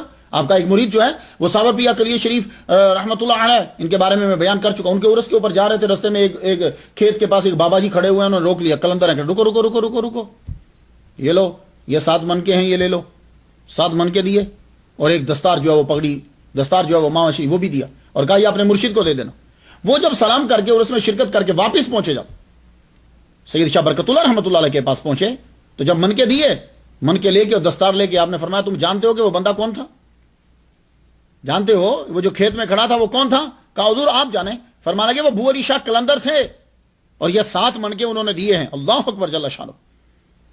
تو 1142 ہجری میں شاہ برکت اللہ رحمۃ اللہ کا وصال ہوا اور آپ جاتے ہوئے لوگوں کو نشانی اور ہادی دیے گئے. وہ ہیں سید شاہ آل محمد رحمۃ اللہ. آپ سید شاہ برکت اللہ کے بڑے بیٹے، شاگرد بھی ہیں، خلیفہ بھی ہیں اور جانشین بھی. آپ کی شادی ہوئی آپ کے چچا سید شاہ عظمت اللہ کی صاحبزادی سے، سیدہ غنیمت فاطمہ. اللہ نے 2 صاحبزادے عطا فرمائے. سید شاہ حمزہ رحمۃ اللہ علیہ، یہ سید شاہ آل محمد رحمۃ اللہ کے بڑے صاحبزادے. یہ شاہ حمزہ رحمۃ اللہ علیہ جو ہیں یہ دادا ہیں سید شاہ علیہ رسول کے. آپ نے ظاہری علوم جو ہیں وہ مولوی باقر علی سے پڑھے، اپنے والد گرامی سے پڑھے، اور علم طب حکیم عطا اللہ سے حاصل کیا، سید شاہ علیہ رسول کے دادا نے. آپ کو سید شاہ علیہ رسول رحمۃ اللہ علیہ کے دادا کو علم سے محبت تھی، اور یہ علم جاننا بہت ضروری ہوتا ہے. جاہل کو اللہ تعالیٰ اپنا دوست نہیں بناتا، اور جب دوست بناتا ہے پھر جاہل رہنے نہیں دیتا. لیکن یہ مقام کم ہی حاصل ہوتا ہے، اس لیے پہلے علم پڑھو. جہاں آپ کو معلوم پڑتا کہ وہاں کتابیں ہیں وہاں سے کتابیں منگواتے اور خود کچھ کتابیں خود لکھتے، اور جب کتاب پڑھ رہے ہوتے تو اس کے سائٹ کے اوپر حواشی جو ہے حاشیہ آپ لکھتے جاتے، فوائد تحریر فرماتے جاتے. اللہ اکبر جل شانہ. نواب احمد خان بنگش نے دین اسلام کی تبلیغ کے لیے کہ آپ کے لیے آسان ہو جائے کئی گاؤں آپ کی نظر کر دیے. پھر وہی اب یہ جو کئی گاؤں نظر کیے تھے، یہ آپ نے اس گاؤں کی جو آمدن ہے اب وہ طلباء کے اوپر صرف ہو رہی. طلباء سے نہیں فیس لے رہے، طلباء پہ خرچ ہو رہی. خانقاہ میں جو لوگ رہتے ہیں ان کے اوپر خرچ ہو رہی. تو آپ پر اللہ تعالیٰ کا کرم ہوا. آبائی تبرکات کے ساتھ ساتھ اور تبرکات بھی ملے. آپ کے پاس بھی حضور صلی اللہ علیہ وسلم کا منہ مبارک، قدم شریف کا نشان، وہ جیسے آپ عمرہ اور حج کرنے جاتے دیکھتے ہیں نا، وَاتَّخِذُوا مِن مَّقَامِ إِبْرَاهِيمَ مُصَلًّى، وہ قدم کا نشان تھا آپ کے پاس. کتنی برکتیں ہیں سید شاہ علیہ رسول رحمۃ اللہ علیہ کے خاندان میں. اور نالین مبارک نا حضور کے، ان میں سے ایک جو ہے وہ آپ کے پاس تھا. اللہ اکبر جل شانہ. اور حضرت بلال رضی اللہ تعالیٰ عنہ سے یہ چلتا چلتا چلتا حاجی جمال الدین کے ذریعے سے آپ تک پہنچا. حضرت علی کے مزار کی اینٹ تھی آپ کے پاس. حضرت غوث پاک کی لکھی ہوئی بسم اللہ الرحمن الرحیم تھی آپ کے پاس. یہ ذرا باتیں سن لو تاکہ معلوم ہو کہ کیا چیزیں خون کے ذریعے سے سید شاہ علیہ رسول رحمۃ اللہ علیہ میں شامل ہوئی. یہ باتیں جاننا بہت ضروری ہیں. اور آپ کی شادی سید محمد محسن بل گرامی کی صاحبزادی دیان فاطمہ سے ہوئی. اللہ نے 3 بیٹے عطا فرمائے. سید شاہ علیہ برکات ستھرے میاں، آپ سید شاہ حمزہ کے منجلے صاحبزادے اور اعلی مرشد اعلی حضرت کے والد گرامی ہیں. اللہ تعالیٰ نے آپ کو عالم باپ عطا کیا جو وقت کا ولی کامل ہے. گھر ہی کے اندر علم کا منبع ہے. اپنے باپ سے ظاہری اور باطنی علوم حاصل کیے. والد گرامی نے آپ کو خلافت دی. اور سید شاہ علیہ رسول کے والد گرامی کو مسجد سے اتنی محبت تھی صرف 3 روز بسبب علالت مسجد میں نہ جا سکے. اس کے علاوہ آپ نے ہر نماز مسجد میں ادا کی اور جماعت کے ساتھ ادا کی. اب بڑے عبادت گزار تھے، مسجد میں عبادت کرتے، نماز کے بعد وظائف میں مشغول ہو جاتے. جو آدمی مسجد کے ساتھ رہتا ہے، ایک نماز پڑھ کے گیا پھر اس کا مائنڈ جو ہے وہ مسجد کی طرف رہتا ہے. میرے نبی نے فرمایا اعلان کر دو اس کے ایمان کی تصدیق کر دو، مومن ہے، سچا مومن ہے. یہ میں خلاصہ بیان کر رہا ہوں کیونکہ حضور نے اردو میں تو نہیں نہ کہا. تو مسجد یہ آپ کے لیے سن لیجئے سب لوگ، ہم لوگ کہیں بھی ملے نماز پڑھ لیتے ہیں. مسجد میں جاؤ اور جماعت کے ساتھ نماز ادا کرو, کیونکہ ایک حدیث کا جو ہے وہ خلاصہ یہ ہے کہ یہ نماز جو ہے جماعت کے ساتھ ادا کرنا بہت ضروری ہوتا ہے. منافق ہوگا جو چھوڑے گا اور مریض ہی ہوگا جو چھوڑے گا, باقی کوئی چھوڑتا نہیں. تو مسجدوں کے ساتھ وابستگی, یہ کروز ہے, اس کے اندر سیٹ کو پکا کرنا ہے.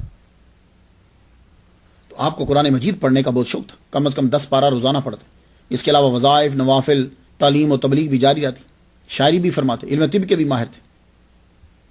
جو دولت آتی صوفیاء کے لیے صرف کر دیتے, عبادات کے لیے عمارتیں بنے, پیسہ جو آتا عمارت بنا دیتے کہ یہاں لوگ رہیں, بیٹھیں اور عبادت کریں. آپ نے دوسرا عقد کیا بی بی فضل فاطمہ سے, اللہ نے ان سے 3 بیٹے عطا فرمائے. سید شاہ علیہ رسول مرشد اعلی حضرت, آپ صاحبزادہ ہیں سید شاہ آل برکات رحمت اللہ علیہ کے. اب میں لے آیا آپ کو اصل مقام کے اوپر, یہاں لانا تھا آپ کو, لیکن یہ بہت ضروری ہے اور میں نے بڑا ضروری سمجھا کہ میں آپ کو یہ بیان کروں کہ یہ خون کون سا ہے. کیونکہ آپ جانتے ہیں کہ عبادت کا حکم کیوں دیا جاتا ہے.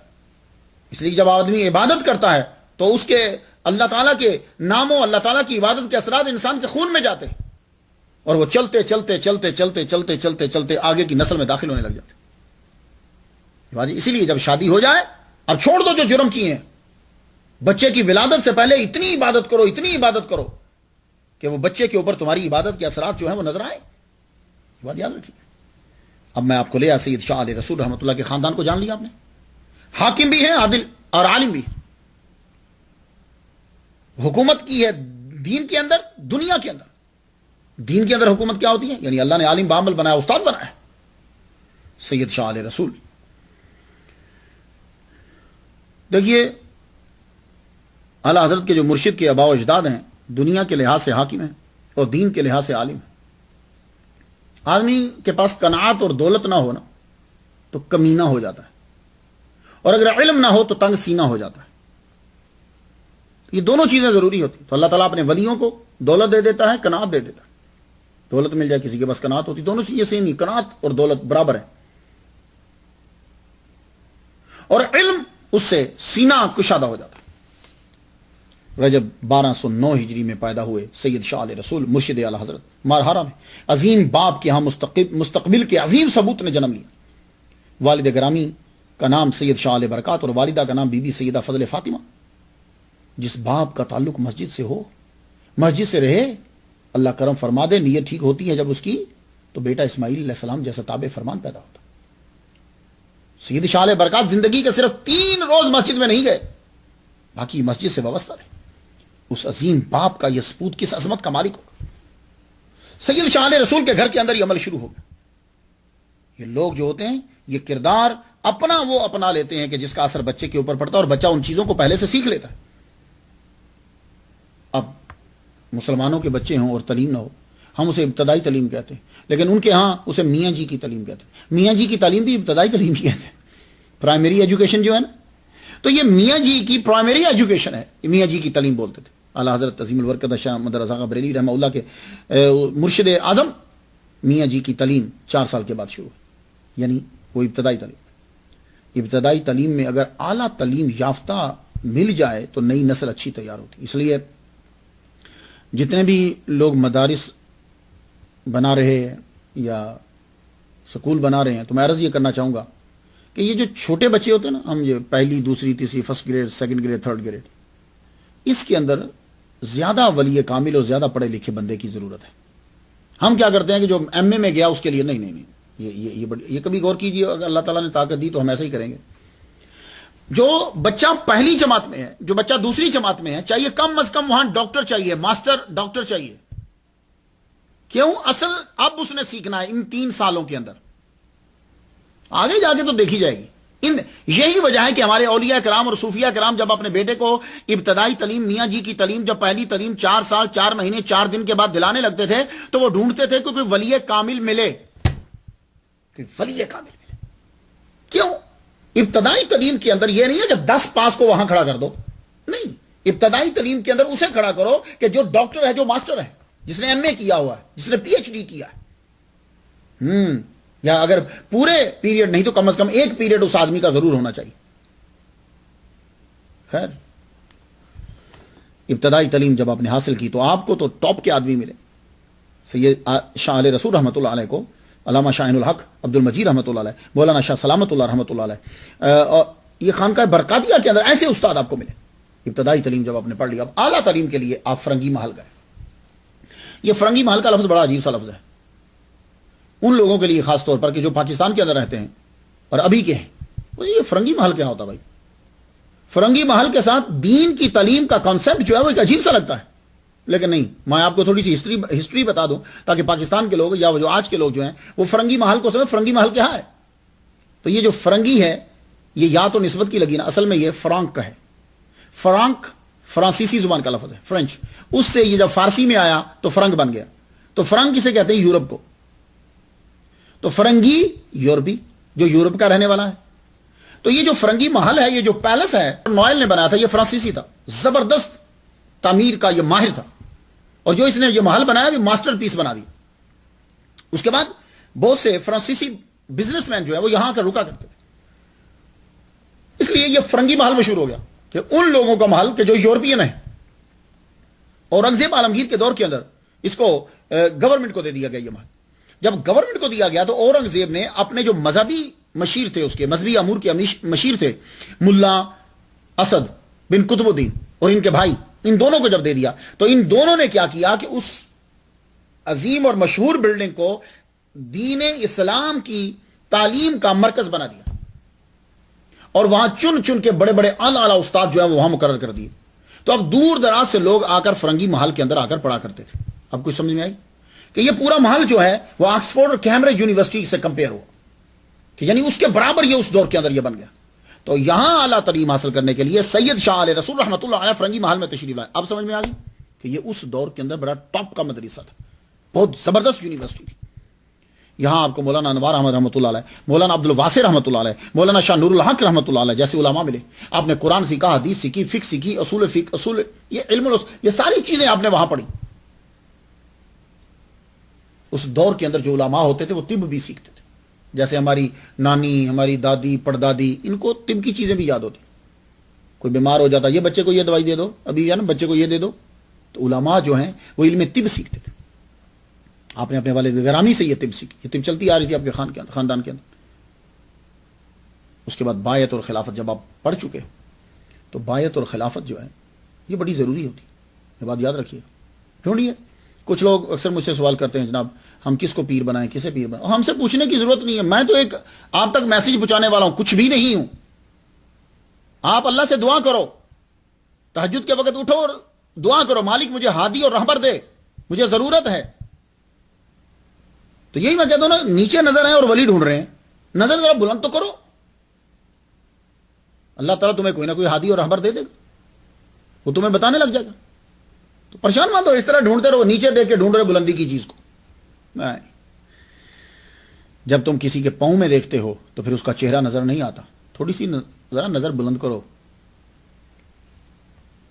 بایعت اور خلافت, آپ نے بایعت جو کری اپنے تایا جان سید آل احمد اچھے میاں کی رحمۃ اللہ علیہ, انہی کے سلسلے سے بایعت ہوئے. ویسے تو آپ کو اپنے والد گرامی سے بھی تھی, لیکن آپ جب بھی بایعت کسی کو کرتے تو تایا جان کے سلسلے میں کرتے.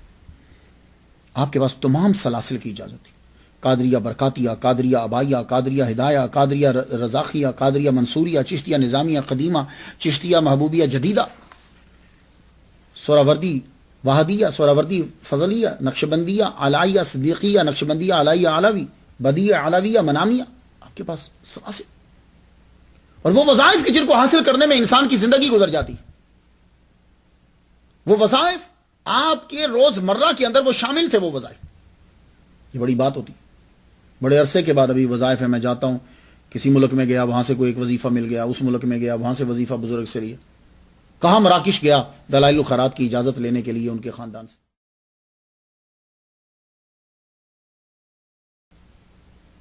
بڑی مشکل ہوتے ہیں یہ, وہ پھر نسبت شامل ہو جاتی. اسماء الہیہ کا وظیفہ, دلائل الخیرات کا وظیفہ, حزب البحر کا وظیفہ, حزب البرگ, حسن حسین, یہ لفظ حسن حسین ہے, دعاؤں کی کتاب ہے. حزب النصر, حرز یمانی, دعائے حیدری, دعائے اسرائیلی, دعائے سریانی, قصیدہ غوثیہ, صلاۃ الاسرار, قصیدہ بردہ شریف, ان شامل تھے آپ کے وظائف کے اندر. اللہ اکبر. اور آج ہم کیا پڑھتے ہیں؟ سیدہ شاہ علیہ رسول رحمۃ اللہ ان کو پڑھا کرتے، ہم کیا پڑھتے ہیں؟ کوئی وظائف ہیں؟ اگر ہم وظائف کو پڑھیں گے بھی تو اس لیے کہ ہمیں وہ پیسے مل جائے، ہماری بیماری ٹھیک ہو جائے، ہمارا وہ کام ہو جائے؟ نہیں یار، وظائف کو اللہ کے لیے پڑھو، اس کی خوشنودی کے لیے پڑھو، یہ کام تو ویسے ہی ہو جائیں گے۔ اس لیے آپ لوگ وظائف شروع کیجیے، اس میں 2 چیزیں زیادہ شامل کریں، بلکہ میں کہتا ہوں باقی سب چھوڑ دیجیے، دلائل الخیرات اور استغفار۔ اور استغفار وہ ڈھونڈیے جو حدیث مبارکہ کے اندر ہے۔ آپ اپنے جو آپ کے قرب و جوار کے اندر کوئی عالم دین، عالم بعمل یا صاحب خانقاہ ہیں، ان سے جا کے پوچھیے کہ استغفار کوئی ہمیں ضرور دیجیے۔ ویسے میں جو پڑھتا ہوں وہ استغفر اللہ الذی لا الہ الا هو الحی القیوم واتوب الیہ، میں تو یہ پڑھ رہا ہوں۔ کثرت کر دیجیے، کام دیکھیے کہ پھر کس طریقے سے بنتے ہیں۔ آپ روحانیت کے اعلیٰ مقام پر پہنچ گئے۔ آپ کو مصافحات اربع کی بھی اجازت تھی۔ اب یہ مصافحات اربع کیا ہے؟ مصافحات ہے نا، ہاتھ ملانا، اور یہ مصافحات اربع کیا ہے؟ ابھی میرے پاس کل ہی مجھے رات کو کتاب بھیجی، مسلسلات، اس کے اندر جو ہے وہ مصافحات کی چین بیان کی گئی، کچھ اور بھی ایکسٹرا بھی ہیں، لیکن سید شاہ علیہ رسول رحمۃ اللہ علیہ کے پاس جو اسناد تھیں وہ کیا ہے؟ مصافحات الجنیہ۔ صرف 6 واسطوں سے یہ مصافحہ، ایک صحابی جن کے ذریعے حضور صلی اللہ علیہ وسلم تک پہنچتا ہے، جن کی عمر 700 سال تھی۔ تو یہ مصافحہ کیا کہ آپ نے اس ہستی سے مصافحہ کیا کہ جس نے مصافحہ ان سے اور آگے جا کر اس شخص نے وہ مصافحہ حضور صلی اللہ علیہ وسلم سے کیا۔ اور حضور صلی اللہ علیہ وآلہ وسلم کا یہ فرمان ہے، آپ کا فرمان علی شان، من صافحنی او صافح من صافحنی الی یوم القیامت دخل الجنہ، جس نے مجھ سے ہاتھ ملایا یا اس سے ہاتھ ملایا، جس نے مجھ سے ہاتھ ملایا ہے وہ شخص جنت میں داخل ہوگا۔ آپ کچھ سمجھیں آپ؟ تو سید شاہ علیہ رسول رحمۃ اللہ علیہ کو یہ سند حاصل، آپ مصافحات الجنیہ، ایک مصافحات الخدریہ، 18 واسطوں سے حضرت خضر علیہ السلام کے ذریعے حضور تک پہنچتا ہے، یہ بھی آپ کو حاصل تھا۔ مصافحات المعمریہ، صرف 10 واسطوں سے یہ مصافحہ ایک معمر صحابی ابو سعید حبشی رضی اللہ تعالیٰ عنہ تک پہنچتا ہے۔ مصافحات المنامیہ، صرف 21 واسطوں سے یہ مصافحہ حضرت ابو الحسن علی کے ذریعے حضور تک پہنچتا ہے۔ حضور صلی اللہ علیہ وسلم نے خواب میں اپنی انگلیاں ان کی انگلیوں میں ڈالی اور 7 مرتبہ فرمایا، اے ابو الحسن، جو میرے ہاتھوں میں ہاتھ ڈالے گا جنت میں جائے گا۔ تو مصافحات المنامیہ، تو صرف 21 واسطوں سے یہ مصافحہ حضور صلی اللہ علیہ وآلہ وسلم تک پہنچا حضرت ابو الحسن علی رحمۃ اللہ علیہ کے ذریعے سے۔ تو یہ سعادت مجھے بھی 3 واسطوں سے تو حاصل ہے، علامہ زبیر نقشبندی ان کے ذریعے سے، اور میرے استاد مفتی محمد حسین نعیمی رحمۃ اللہ علیہ کے ذریعے سے، اور صدر الشریعہ کے جو بیٹے ہیں علامہ ضیاء المصطفیٰ جو ہیں ان کے ذریعے سے، اس کے علاوہ اور بھی ہوں گے۔ تو مجھے بھی یہ مصافحہ جو ہے اس کی سند، یہ کیا ہوتا ہے؟ ایک تو بایت ہوتی ہے، ایک مصافحہ، آپ نے اس آدمی سے ہاتھ ملایا ہے کہ جس نے آگے ہاتھ ملایا، ہاتھ میں وہ ہاتھ چلتا سرکار صلی اللہ علیہ وسلم سے اس بندے نے ہاتھ میں، اللہ اکبر جل شانہ۔ اس سے اندازہ کر لو کہ مرشد اعلیٰ حضرت کتنے اعلیٰ مرتبے پہ فائز تھے، اور ہر طرح سے حضور صلی اللہ علیہ وسلم سے تعلق ہے۔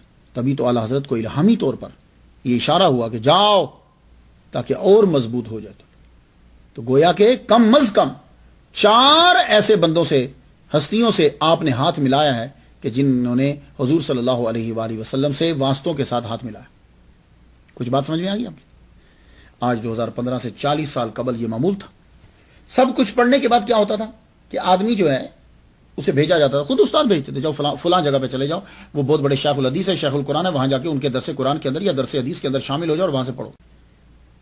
یہ پرانے دور میں شامل ہوتا تھا، 20 سال تک 30 سال تک یہ برقرار رہا، آہستہ آہستہ ختم ہوتا جا رہا ہے۔ تو جب سید شاہ علیہ رسول رحمۃ اللہ علیہ نے سارا علوم پڑھ ڈالے تو اب آپ کے والد گرامی نے خود بھیجا کہ شاہ عبدالعزیز رحمۃ اللہ علیہ کے درس حدیث کے اندر جا کر شامل ہو جاؤ۔ یہ شاہ عبدالعزیز جو ہیں محدث دہلوی شاہ ولی اللہ رحمۃ اللہ علیہ کے بیٹے ہیں، ان کے درس حدیث کے اندر شامل ہو جاؤ۔ آپ وہاں گئے، شامل ہوئے، تمام فیض سمیٹ لیا آپ نے۔ شاہ عبدالعزیز، اللہ اکبر، شاہ ولی اللہ کے بڑے بیٹے، نہ صرف صحاح 6 کی اجازت لی بلکہ اس خاندان میں دلائل الخیرات پڑھی جاتی تھی، اس کی بھی اجازت وہاں سے لے آئے۔ یہ معمول ہے. یہ بتاؤں میں آپ کو, شاہ ولی اللہ معمول ہے. اکثر لوگ کہتے ہیں شاہ ولی اللہ ہمارے ہیں, شاہ ولی اللہ ہمارے ہیں. لوگ بڑے بڑے بندوں کو اپنے عقیدے کو ثابت کرنے کے لیے شامل کر لیتے ہیں کسی ایک بات کی وجہ سے, لیکن ان کی باقی باتیں نہیں دیکھتے. شاہ ولی اللہ دلائل الخیرات کو پڑھا کرتے تھے, ان کے خاندان میں تھی. یہ سید شاہ علیہ رسول رحمۃ اللہ علیہ وہاں سے اجازت لے کر ھذا رحمۃ من ربی. آپ کے معمولات کیا تھے؟ اور یہ سٹوری کا حصہ بہت اہم ہوتا ہے.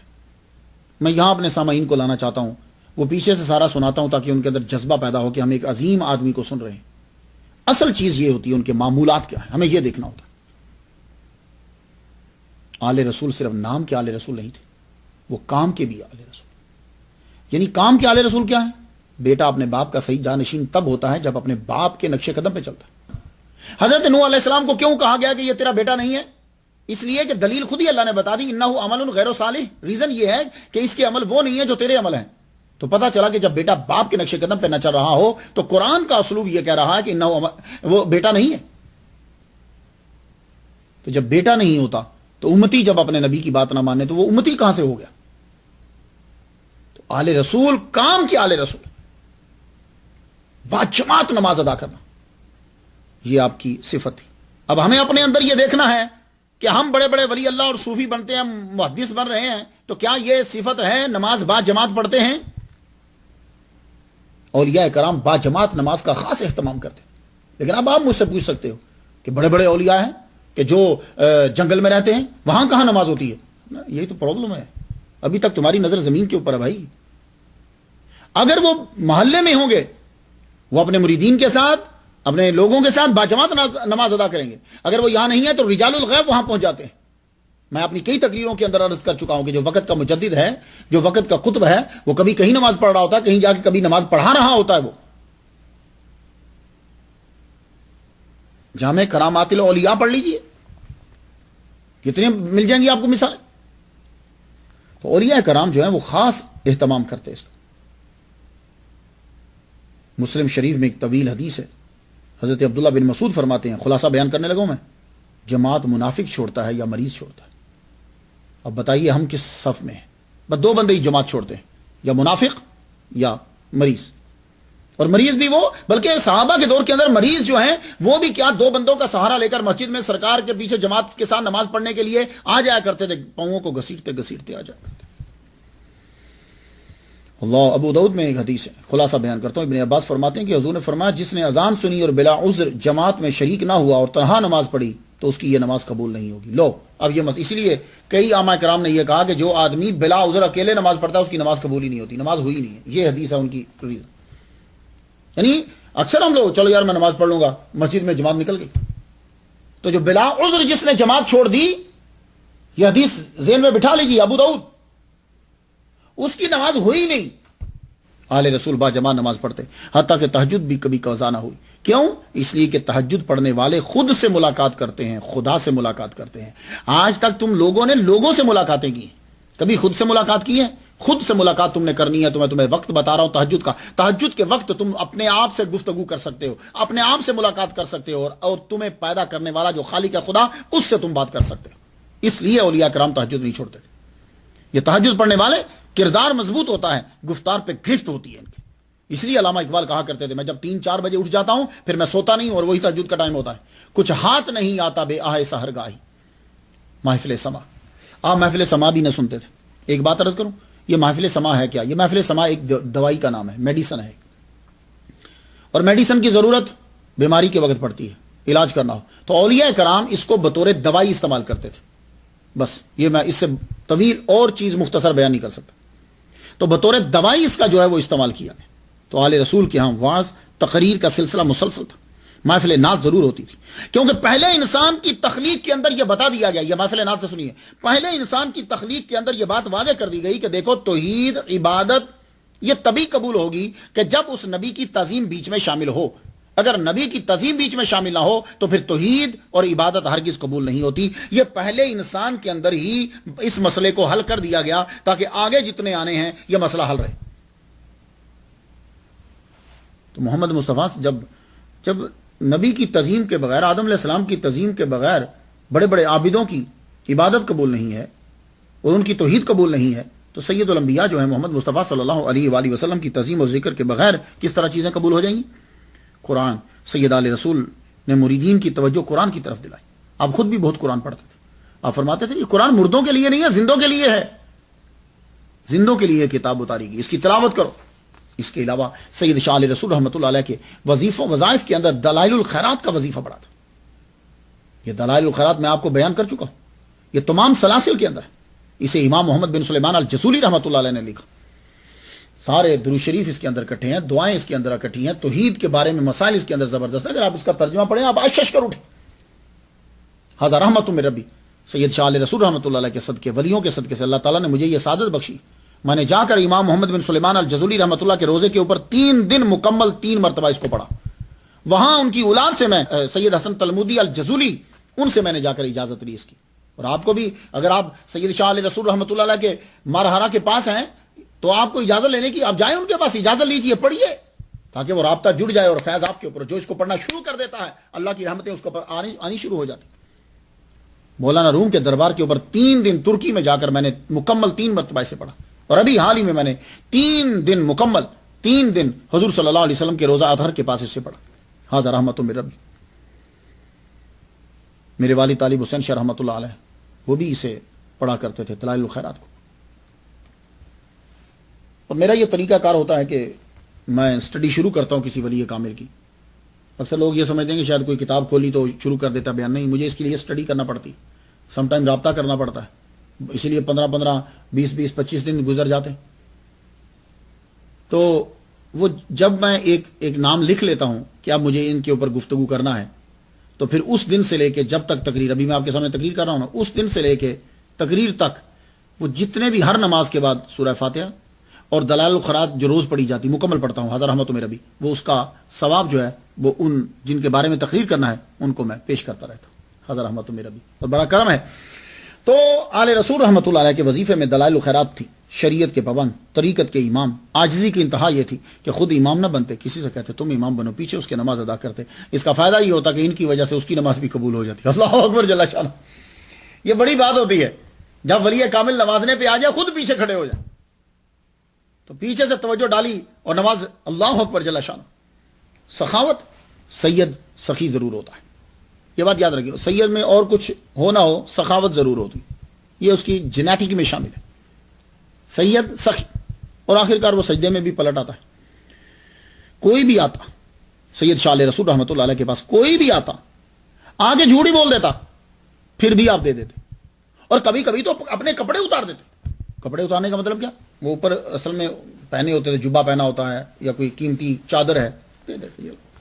تو لے جا یار، جا کے بیچ کے اپنا کام چلا لے، یہ مطلب ہوتا ہے.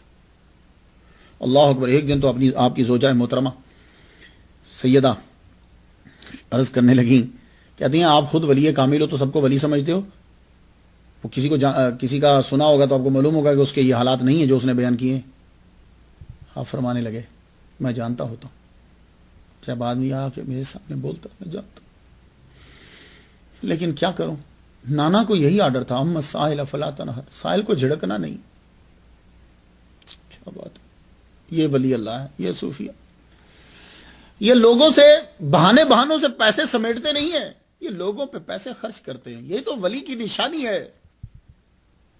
وہ دھوکہ دے کر ان سے پیسے سمیٹے گا نہیں، وہ اپنے بھی پہ خرچ کر دیتا ہے ان کے اوپر. ولی کاملہ.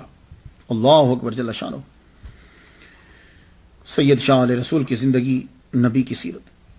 آپ نے سید منتخب حسین بلگرامی کی صاحبزادی سے شادی کی. اس عظیم ولی کامل کی ایک عظیم کرامت ہے کہ خاندان کچوچا کے سپوت سید شاہ علی حسین اشرفی آپ کے خلیفہ. اور ان کی سب سے بڑی کرامت، لوگ اکثر مجھ سے پوچھیں اگر کہ مختار شاہ یہ سید شاہ علیہ رسول رحمۃ اللہ کی کرامت بیان کر. پہلی کرامت سید شاہ علی حسین اشرفی آپ کے خلیفہ ہیں، یہ کرامت.